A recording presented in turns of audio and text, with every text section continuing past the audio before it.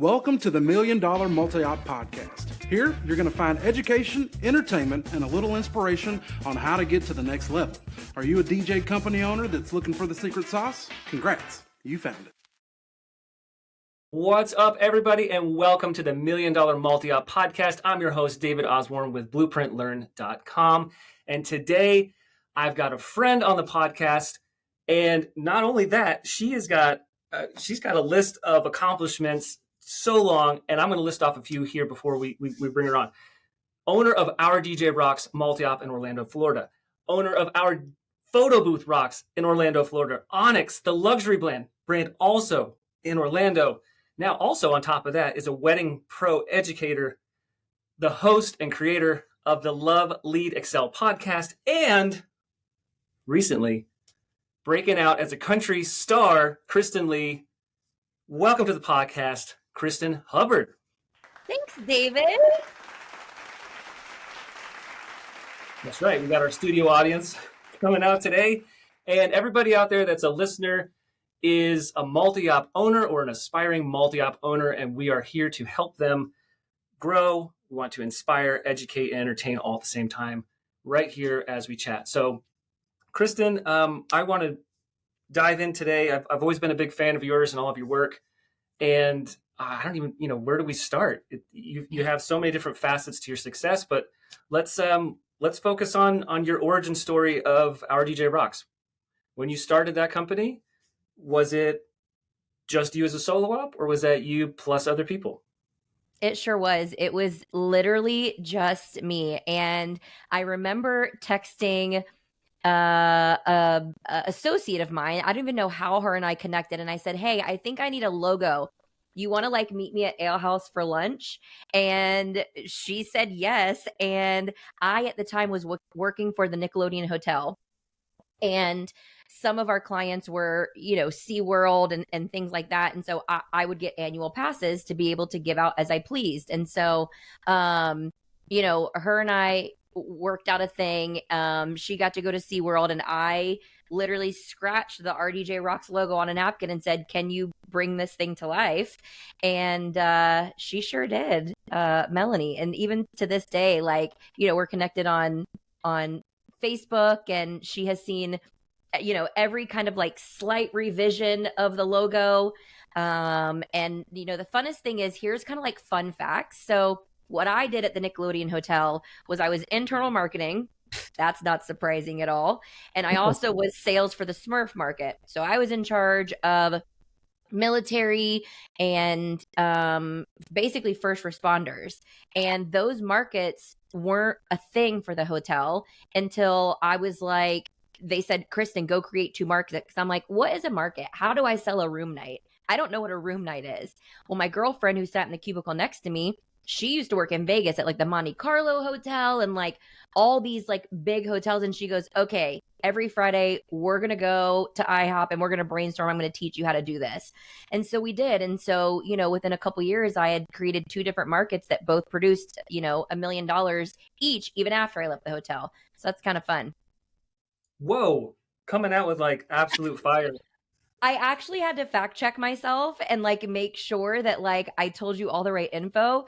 Here's the coolest thing. I remember traveling all around the Southeast because what I did for my markets is this is going to blow your mind, David. So one of my most favorite traveling trips was I got to go to the Pentagon, the actual Pentagon. You know, the thing in Washington, D.C. The thing with 5 sides? Yeah, the thing with 5 sides. So I got to go there, and every military base, including the Pentagon, would have, and I couldn't figure out the name of it, but they would have family travel type trade shows. And so people like me would go in, we'd set up a trade show booth. Sometimes I would be allowed to bring a character with me, which always had to have an escort. So yes, who lives in a pineapple under the sea? But anyway, so I'd get to go on these bases, and then I would promote, bring your families to the Nickelodeon Hotel. Here's your military discount, whatever. So there was 2 times I actually got to roll my little promotional suitcase into the middle of the Pentagon, into the courtyard, and be the promo girl. That's bananas, Kristen. I mean, a little bit. You had no idea about that. I just surprised I had no idea. And so you and SpongeBob are tight then? You guys... I mean... I know every bit of his rules. I know how he's allowed out, how he's not allowed out, how he needs to be escorted. Did you know that in marketing and in branding for Nickelodeon, you were never like there were certain characters SpongeBob was never allowed to be next to. And in addition to that, you were never allowed to use the word fun in your copy. It just had to be assumed through the colors and through the graphics and through the characters that you choose. What a killer education to pre DJ company, because I know you decently well and I know what you're good at, and I always think of you as being good at marketing and branding and Canva, and anytime I think I'm like mildly good at Canva, I'm like, then I see your stuff and I was like, never mind. But it makes sense now. My background before being a full-time DJ was as a teacher, and you were in marketing. Like, it makes total sense now. Okay. Oh my God, and now you're Blueprint. I love this. Yeah, I taught little kids, like little 5 to 11-year-olds music forever. Okay, so you had the solo op. What year was that? Okay, so I actually DJ'd part-time in college. So when I was in college, I did an internship at an advertising agency. I also was a server/bartender, and then I DJ'd on the weekends. Okay. So I did that for probably, I don't know, 5-6 years. And then I worked for 2 people. They were both really good friends. And it got to the point where I told them, hey guys, I think I want to go out and do this on my own. But the only reason why I did that was because there was a point in time where there was layoffs left and right at the hotel. And they were like, we're going to have to change your position. I didn't get laid off, but I knew at that point I needed to figure out what my next move was going to be. I honestly never wanted to leave that hotel at all. Like, they even threw me a party. The executive assistant put my logo on a cake for me when I left. Like, I never wanted to go. And so I think it was 2010 that I started RDJ Rocks as a solo op. Okay. 2010. So our stories aren't too far off. I started DJing just in general in 2008. Okay. But I went full time in 2017. So, but I was doing both at the same time for a really long time. And can you give me just, not year by year, but can you give me maybe in chunks, the number of DJs that you had on the team between 2010 and 2023, just kind of give me the highlights of how that growth went. Okay. So, well, we all don't want to talk about the panty, but it's a big part of life. And so... Oh, let's go to like where we all say we went. It was going to be the biggest year of my entire career. And we had gotten to the point where we had like... You have to stop for a second. I'm stuck on the fact that you call it the panty, and you just talked about SpongeBob, which is Bikini Bottom, and I'm just like, head is too connected. There's too many connections happening in my prefrontal cortex or whatever. Listen, there has to be a little bit of entertainment while we talk business. So continue. I just got stuck on that.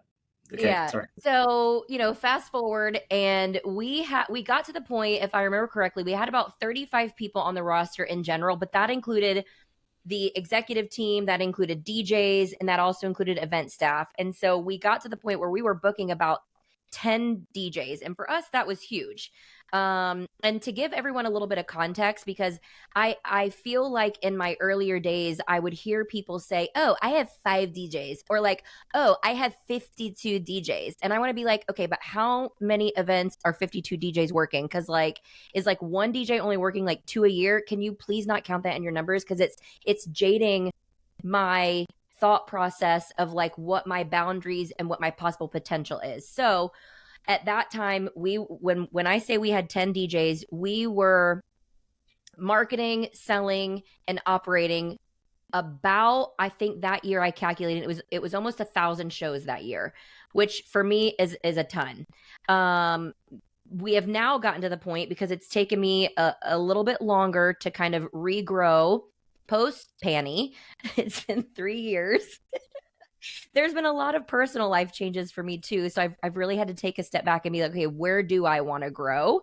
But we're to the point now where instead of doing almost 1,000 shows, we're about at 600 right now.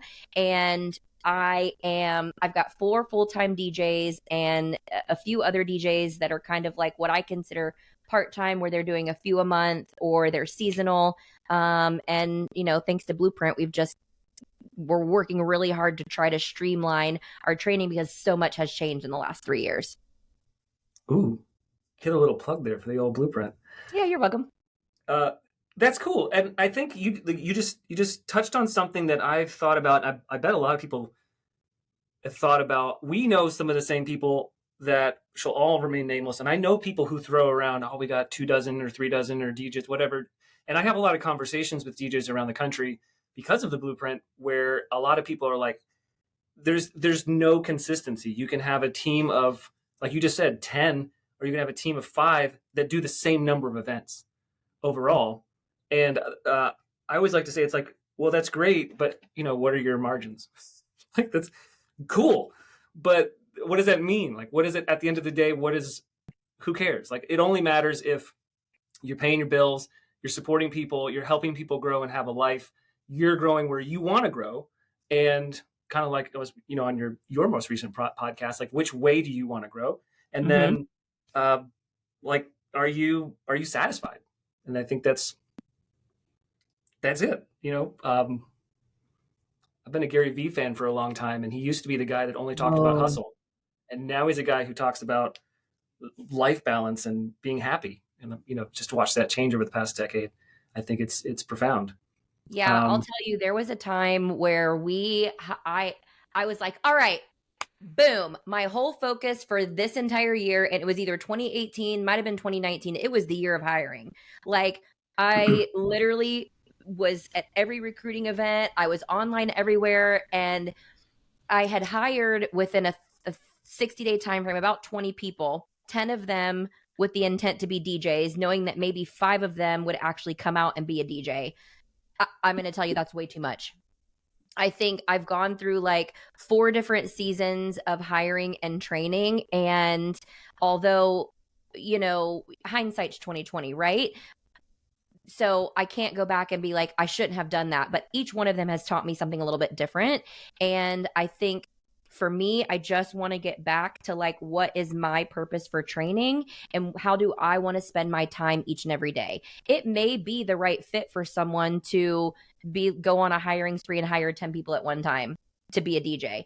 I think for me, I want to get to the point where I'm hiring a few at a time because they are actual humans. They're not robots. I can't like stick a flash drive in them and like download it, right? Like, I'm getting a new MacBook Pro, right? So let me give you this example. It's about to get here in like 2 days. I'm literally going to use the cloning software to clone my current DJ laptop and put it on a new one, right? I wish it was that easy with a DJ, but they're humans. You can't do that. So like everyone learns differently. They learn at a different pace. They might be better at one thing than another. And like, I think that developing talent is maybe the word that I should use, because there's training and then there's also developing talent. And that's kind of the direction that I'm going. 100. Knew it was coming. Winner, chicken dinner. You got it. That's the money move right there, because you have to train people with intentionality and standardization and all the things we were just kind of alluding to. But then every person's a different person. That's my Ted Lasso, right? Every person is a different person. And they are, because everyone has to be shaped because they have deficiencies and strengths. And there's this little topography to each human. Then you got to figure that out and how it molds and works in with a team. And there's chemistry, and all those things matter. And I think if you go sometimes too fast, you're going to miss out on all those things that make people unique and wonderful. Ooh, I have a fun fact for you. Speaking of training too fast, do you want to know what's the quickest I've ever trained a DJ? Ooh, tell me. 4 months. Okay. 4 months from the time I was like, she was like, okay, let's do this. And I'm like, okay, let's do this. And then it literally like, I had a calendar mapped out from, I think it was, let me see. She may have done her first one on August 4th. So if we if we rewind 4 months from that, she went on every single gig that I did, which was probably 6 to 10 every single month. We did weekly, almost boot camps where it was like 3 to 4 hours in the warehouse. And she did her first event. It wasn't a wedding, but it was the first one. We now have since updated that onboarding timeline. Yeah. What's your onboarding timeline now? That's a great question. I need to pull it up because I literally just did it again like 3 weeks ago. But here's the thing, like I am in between right now saying to myself, okay, if you can't hit this benchmark by like the, let's say, 90-day mark, we've got to stop, and I'm not spending any more time. So I think that there's a fine line between what's the timeline and kicking someone out and saying you can't make it, because everybody learns at a different pace. And here's one of the things that really helped me grasp that concept, because I don't want to give absolute information on this podcast and someone take my word for exactly what it is. It's a little bit subjective, right? So one of the things that I learned through my inward growth process was my guitar lessons, right? I'm sitting there and I'm like, dude, she's like, learn these 3 chords by next week and play me a song with only 2 chords in it. And I'm like, I have 7 days to learn these chords and be able to switch my fingers between this and that. There's no way. Plus, I still have a full-time job. I need 3 employees who need me right now. And when am I cooking dinner for myself and having like my me time? I can't do that in 7 days. I'm sorry. You know? Correct. You hit it on the head. Did you ever learn those chords? I can play each of them individually. Here's the it's the transition between them that kills you. It does. And here's the thing, because I'm having to change who I am and evolve who I am in the process. Prime example, I'm such a girly girl, okay? And I love doing my nails. I can't have nails and play the guitar. And I also don't like to have bare naked nails. So I'm like, okay, how can I, and painting my nails doesn't work because that chips, because I'm either, typing or I'm physically setting up equipment or whatever. And like gel nails chip too easily. So I finally found these things. These are like little stickers you put on your nails. So I think I've finally gotten it down to where I can do my nails, set up DJ equipment, and play the guitar. Yes, queen. So I hope to be able to switch between 3 chords soon. I think you got it. So you're taking the right steps. You did the thing you needed to do, but it took you on your own timeline. So that kind of goes back to the same thing. You have a plan that you got to follow. You know, there's a way to learn to play the guitar, but you had to mold a part of you to fit into that thing because you cared enough to do it. If you didn't care, you'd be like, never mind. My nails are more important. I'm out. Yep. So I think it also goes down to priority, which is one of the things we look for when we're recruiting and training. Our timeline is between 3 and 4 months pretty much every time. But again, I say that with the caveat that we have 2 brands, and one of them can have a DJ that goes out after 4 months, and one of them certainly cannot. So we're playing with the right ecosystem, and we're working with the right people that have the right drive and the right priority. Like when they're hungry and they're excited, it's totally doable. When they're not, it's not.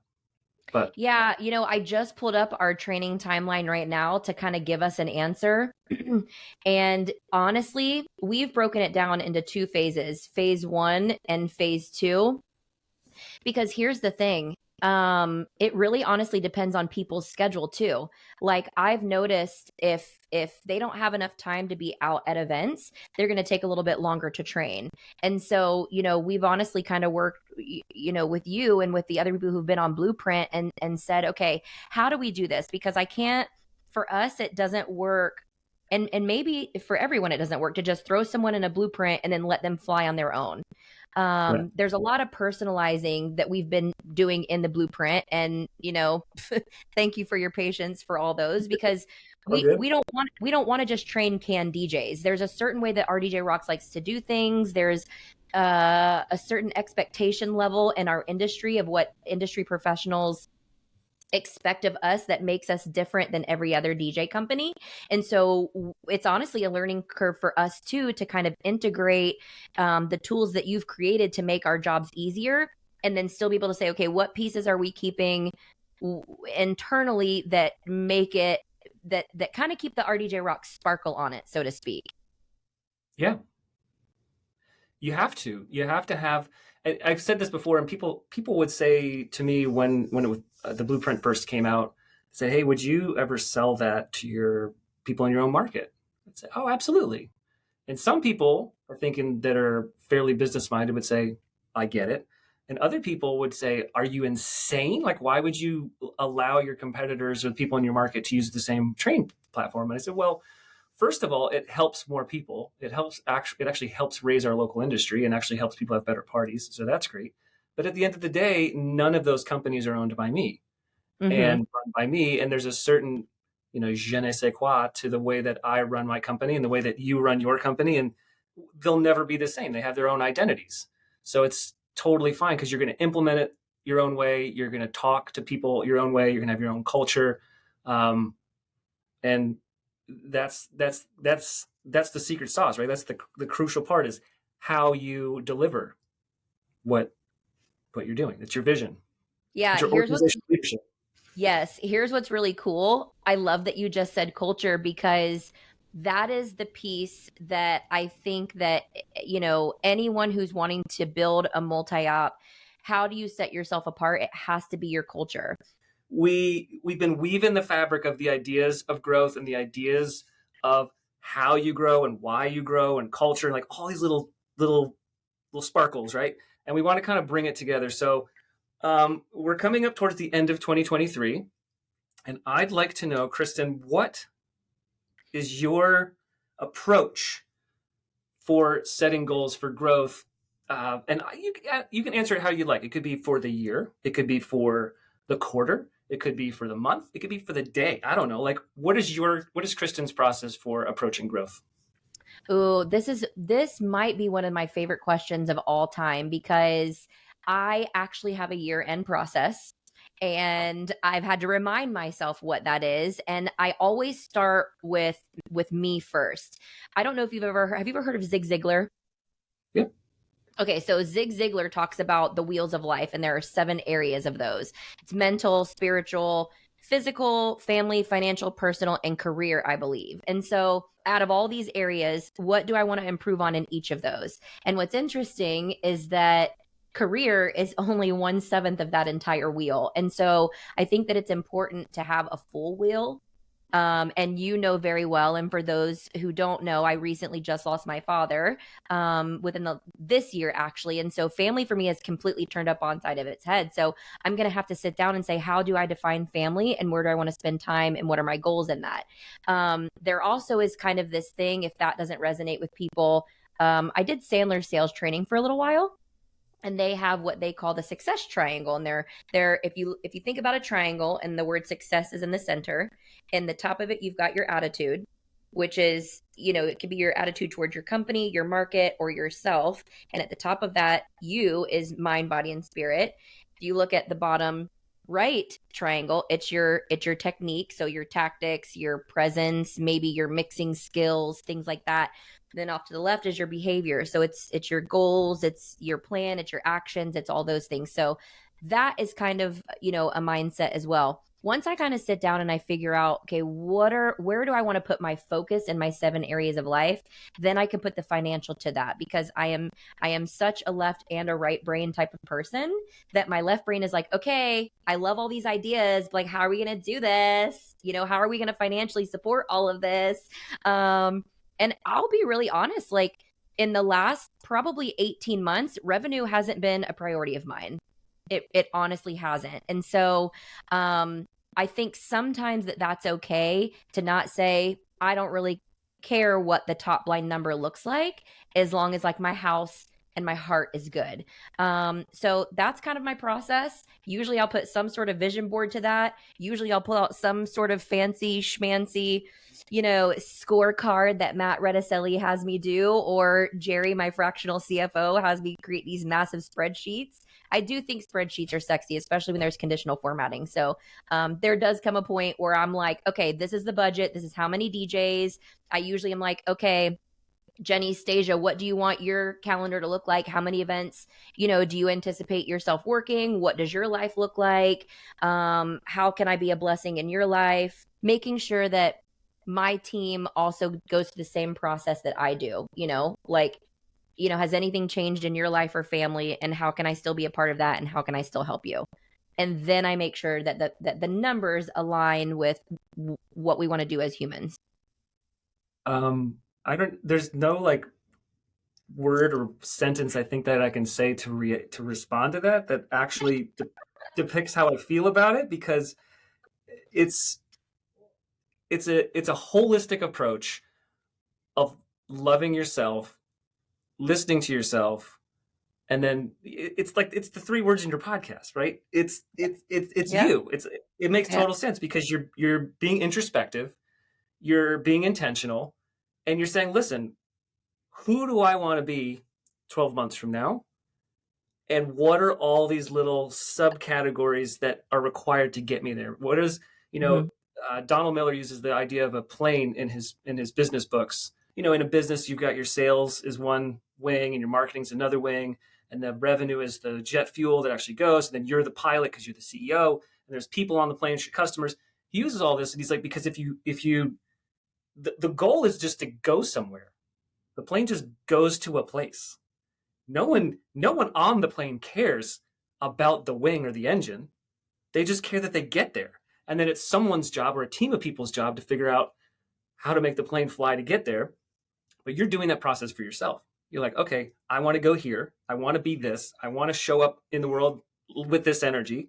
And then you're taking it, and then you're getting systematic, which is the part that I love so much. And you're breaking it down into little chunks and working out those chunks to move the plane where it needs to go. The first step is probably sitting down with your own self and saying, where do I want to grow in my 7 areas of life?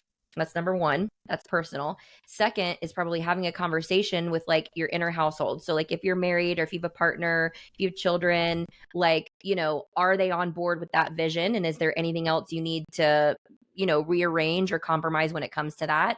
Then I think you tie your revenues to that. And that's when you bring out the scorecards and bring out the budget sheets and all those things. And then obviously talking with your team, because, you can't be a leader. You can't be a leader without followers, and you can't pay for followers. Just make sure that like it fits with their goals too. We're going to link how to pay for Instagram followers in the show notes today. Just kidding. No, we won't. Kristen Hubbard, this has been truly remarkable. Thank you so much. I think that not only did I hope that there's some people out there that listen to this podcast that didn't know who you were, or didn't know some of your value beyond what they see on Instagram, but I hope they get to know you through this time. And I learned some stuff myself, and some good reminders as we're coming up to the end of the year. I can't wait to see you in person in 24. And real quick before we end, just a quick reminder to everyone who's listening. We do have free resources available, blueprintlearn.com/resources. Go check them out. A lot of them are related to what we talked about today. And Kristen, is there anything you want to end on? Anything you want to share, or actually just share with us how we can find you, and any last thoughts? Yep. Okay, perfect. So if you want to connect and just see, my life, sometimes I share music, sometimes I share business tips, sometimes I'm honestly just being authentically me. And so if that's a world that you want to be a part of, on Instagram at Meet Kristin, Kristin, and that profile will take you anywhere else you'd like to delve into. I would say, the last thing I just want to leave people with is, my, not only the mission for RDJ Rocks, but my life mission. And, everything I come back to is love, lead, excel. So always continue to love what you do, lead by example, and then excel forward. And the one piece of advice I have for anyone who's either already a multi-op or thinking about being a multi-op, is here's my one thing. I can't tell you how many times I've ran the numbers because I want to quit. And the numbers tell me I can quit if and only if you have a burning desire to build people up and serve others, is the only reason why you should build a multi-op, because it will get hard. It will get very hard, and it'll get challenging, and it'll get taxing. And only when you come back to your why of wanting to build others up, inspire others, and serve, will that keep you going. Couldn't say it better myself. And on that, thank you, everybody, for listening. Thank you, Kristen, for being a guest, and we'll see you next time.